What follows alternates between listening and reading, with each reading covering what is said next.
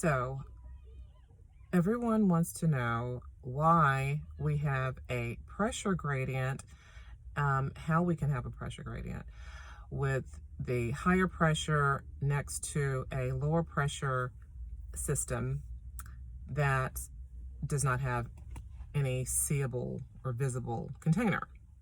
And I say that it is because we have a controlled container. The container that the air is in, that our atmo plane is inside of, it is controlled. It has winds, it has different systems. And here, lower to the ground, obviously we've got trees and mountains, buildings, different things that can shift winds and shift the air. But air expands in all directions, and the reason that there is a lower pressure up high, or all the way up high above where we can see, is because there is no interaction for the air to go through, like trees or anything. There are no obstacles for it. Also, the air is produced at ground level. Gases are produced from the ground up. So everything spreads out as far as it can. Obviously, denser air does stay at the, or heavier air is lower than the lighter air.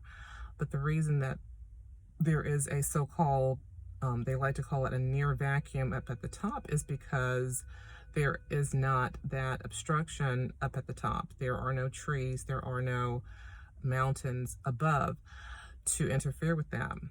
And it's just a controlled container. It's a controlled system.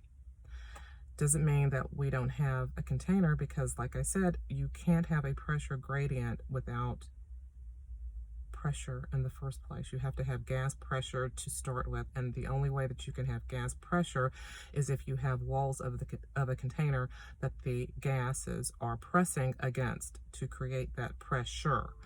So hopefully that helps you understand how we can have a pressure gradient without any walls between the higher and lower pressures. Just know that to have pressure at all, it definitely, the antecedent is to have a container. Okay? Well, hopefully that helps someone. Thank you so much for joining me. See you next time.